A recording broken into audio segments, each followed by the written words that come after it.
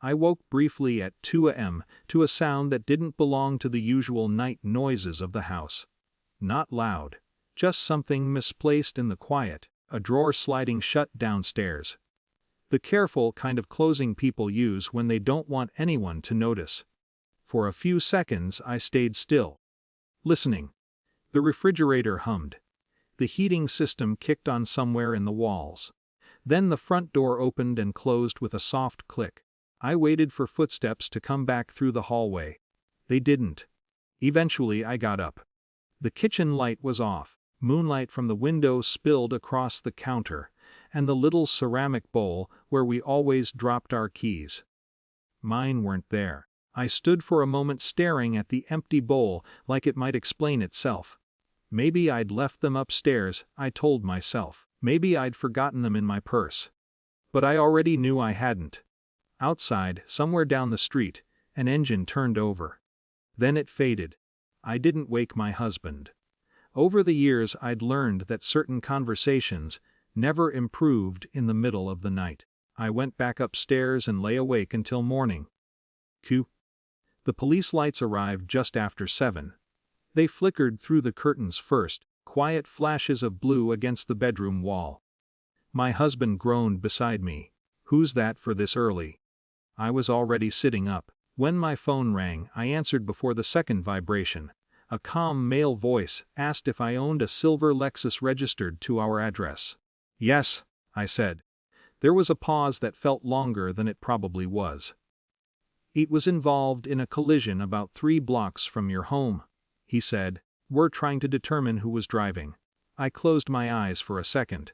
"Is everyone okay?" I asked. "No one else was involved. The driver appears to have left the scene." Left the scene? My husband was watching me now. "What's going on?" he asked. I covered the phone for a moment. "They found the car." His face tightened. "What do you mean found it?" The officer repeated the address of the intersection.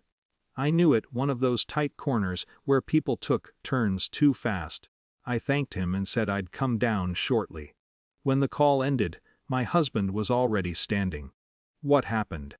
I took a breath. "The car was wrecked last night," I said. His eyebrows pulled together. "How?" I hesitated only a second. "I think Emily took it." The reaction was immediate.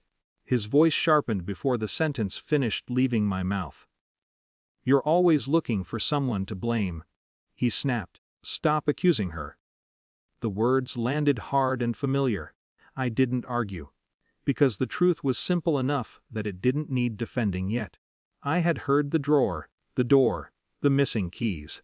But I had also lived long enough in this house to know how quickly facts became fights, so I said nothing. Emily came downstairs around 10. She moved slowly, wrapped in an oversized sweatshirt, hair messy in a way that felt slightly rehearsed. "Morning," she muttered. My husband glanced at her. "You sleep okay?" "Yeah. Why?" He hesitated. "The police found the Lexus wrecked." She blinked, confusion forming almost instantly. "What? When?" Her voice had the right amount of surprise. I watched quietly from the kitchen counter. "Last night," he said. Emily rubbed her forehead. "That's crazy." She looked toward me briefly. "Did someone steal it?" My husband's eyes shifted back to me, almost challenging. "See." I didn't respond. Because there are moments when silence reveals more than explanations ever could. "Poop." The insurance adjuster called that afternoon. Her voice was efficient, neutral. "We'll need to confirm who had possession of the vehicle overnight," she said. "It's registered solely in your name." "Yes," I said. "Was anyone given permission to drive the vehicle?" "No." My husband sat across the table listening. The adjuster continued calmly. "If the vehicle was taken without permission, it may fall under unauthorized use.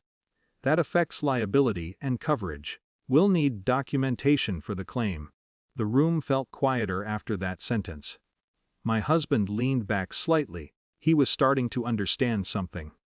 Defending a story was one thing. Defending it when insurance companies became involved was something else. The adjuster requested a police report number and said someone would follow up shortly. When the call ended, no one spoke for a while. The follow-up came faster than expected. Late afternoon. A different officer this time. "I'm calling regarding the collision last night," he said. "We located an item inside the vehicle that may identify the driver. My husband and Emily were both in the room." "What item?" I asked. "A phone," he said. There was a brief shuffle of papers on his end. "It appears to belong to Emily Carter." The silence that followed felt thick enough to lean against. My husband slowly turned toward his daughter. Emily stared at the floor. The officer continued. "We'd like a statement confirming whether the vehicle was taken without permission." I thanked him and said I'd come by the station shortly. When the call ended, my husband didn't look at me. He looked at her. "Emily," he said quietly. Just her name, not angry, not loud, but heavier than anything he'd said all day. She took longer than expected to answer. I gathered my coat and the insurance folder from the counter. The house felt rearranged somehow. Not louder. Just less certain. My husband finally looked toward me. He began. The apology stalled halfway out. It wasn't complete, but it was closer than we had been that morning. "That's okay," I said gently. "Because some things don't resolve in one conversation." Outside, the air was cold and bright. The Lexus would be repaired eventually.